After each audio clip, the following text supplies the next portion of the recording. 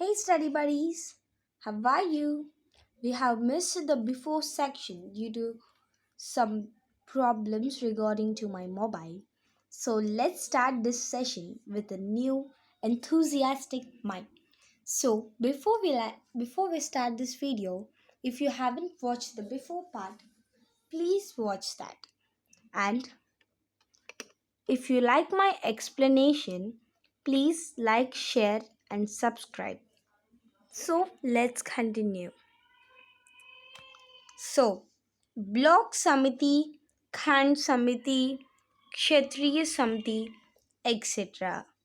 So, the number of villages combined together as a block. They have different names in different states and known as Panchayat Samiti, Block Samiti, and so on. They have different types of names. So, the Block Samiti has the following representatives: the Sarpanch of the Gram Panchayat, Member of Parliament MP, Member of Legislative Assembly MLA, Members of Legislative Council MLC who belong to that block. They have nominated they have some nominated members of scheduled caste and scheduled tribes. So here the MLAs contest in a particular constituency. So they constitute in a particular constituencies. So because of this, they will be constituting and participating in a particular area which is called a constituency or a block. So, functions of block samiti. It makes plan for overall development of entire block. So this plans for the entire development block. It engages terms of experts and spectacle in various fields like agriculture, veterinary science, health and education help for the people. So these functions of the block panchayat are for the overall development of entire block, and they help in the agriculture, veterinary science, health and education of the people. So let's go into the next page. It supervises the functioning of the village panchayat. It projects the requirement of fund, state and central government for development activities. So it projects for the every basic needs of the gram panchayat, etc. It draws attention of the state a central it draws attention for the state and central government. So it draws attention about the problems of the state and the central to the central and state governments towards major problems. So what are the problems caused in that block? They have been showing to the state and central government. So sources of income in this block summitis, let's know more about that. The block summitis are usually funded by the government of the state. Having learned the various functions of the block samiti, let's now explore as to what actually happens in our regions. so so next page, let's watch out the next page.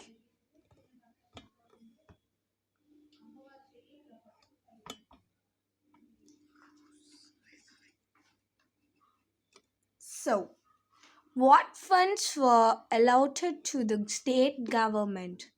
This type of questions have to be answered by ourselves. So next,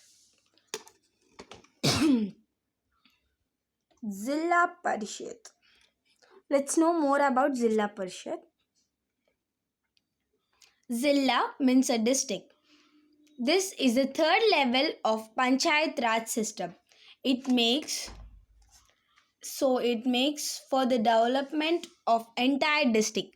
It acts as a link between the block committees and the state government.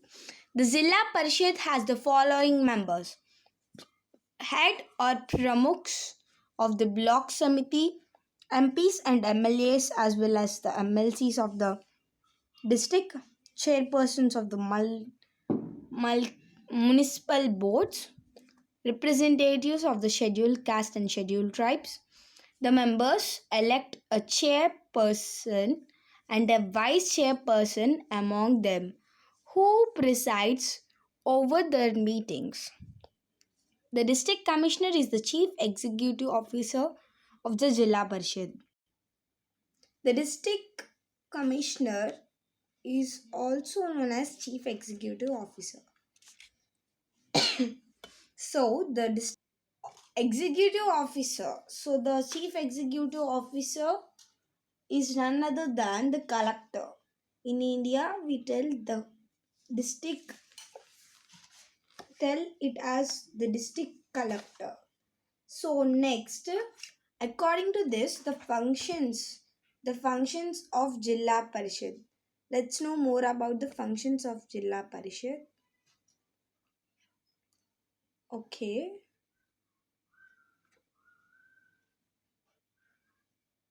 The Zilla Parishad is responsible for the overall supervision of all works in district. It makes development plans for the district.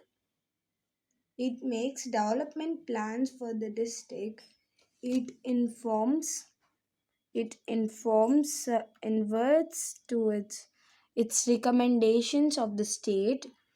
It supervises the implementation of the projects funded by the state and the central government. It supervises and implements all the projects standardized. It regulates fund allotments of the block. So this is all about this. So let's understand the development plans are nothing but it makes development plans for the district. So it develops the district. It informs and forwards the recommendations of the state.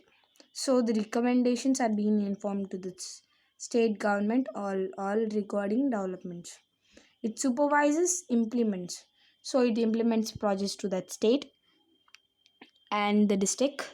Regulates fund allotments to the blocks. It regulates fund allotments. So the Jilla Parishad only regulates the funds to the block committee. So let's know who has took the three-tier committees. So the Sir Balamant Rai Singh have bought the three tiers committees in 1992 in India. This is a very important and useful bit. So please copy it who have thinking this as an important thing. So please copy this. Next, source of income. The Zilla Parishads are usually funded by the government of the state and the revenue collector through local levels and taxes. The various levels of governance and one have imposed to ensure the welfare of the people. So they have to cover the welfare of the people and development of the areas under the judiciaries, and they are just linked on this chapter, which helps the state and the central government to fulfill their responsibilities towards the people of the state and country. So the sources of income are the state government. State governments and central government provide them money. So the incomes are state and central governments. So let's look after this. So these should be written by ourselves. So district administration, district collector. I have already told district collector. So the district collector takes care about the Jilla.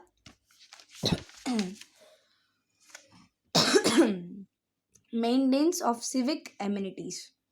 The district administration headed by the district magistrate or the district collector has Another function to ensure the civic amenities are provided to the people in the district. He or she has many officers who look after the respective departments and are answerable to the district collector if there are any influences in the department. There are basic three arms of the district administration: law and order, maintenance of land records and collection of land revenue, maintenance of civic amenities and development. A few examples are public works department, health department, education department. List the board responsible of who's given. These are the question answers which we should write our own. Okay, so let's look after this. So here is a chain of organization of the district administration. So how these are being organized here they are telling. So by seeing we can tell this. So police. What is the role of police? We already know about the police. The police is a district in a district looks after the law and order aspects. There are various police stations in a district. The police stations are of different levels and have defined areas of jurisdiction. The strength of the police force in a district can vary depending on the area and prevailing law and order situations. Their duties is to prevent crime and complaints about bodily injured, stolen property, robbery, cheating. They have to solve these cases. Even if the person feels threatened by someone, he or she can seek protection from the police. The police is also responsible to ensure that no one disturbs normal peace. They take steps to check entry and exit routes in fair and markets, keep a watch on anti-social elements. They are supposed to keep a vigil during festives so that there is no trouble by misentries. The police maintains a jail at district level. Anyone who commits a crime can be jailed by the magistrate. The police then ensures that the criminal remains in jail for the period of his or her punishment. The police has a lockup or jail in the station where they can keep a suspect criminal for a short period till such time the investigation are on. Land revenue. The maximum distributes among the living society due to the ownership of land. Every person wishes to own some land, so every person takes care of this land. So the more persons having the land will be collecting by the revenue. So Patwari take care of all these land and revenue collections. So who is more than the Patwari? Let's check out that. Above the Patwari, there is the Tehsildar who take care of the Patwari, and in the according to this, every village has a Patwari, and Tehsildar is the head of the all villages. So the Tehsildar officer he also distributes the land and gives about the ownership and sizes whom she approves. If you had to guide a person as to whom, like that we can tell them. This is all about this chapter, and this chapter is being ended by now. Ended. So thank you guys. If you like my explanation, please like, share, and subscribe. Thank you, friends. Thanks for watching.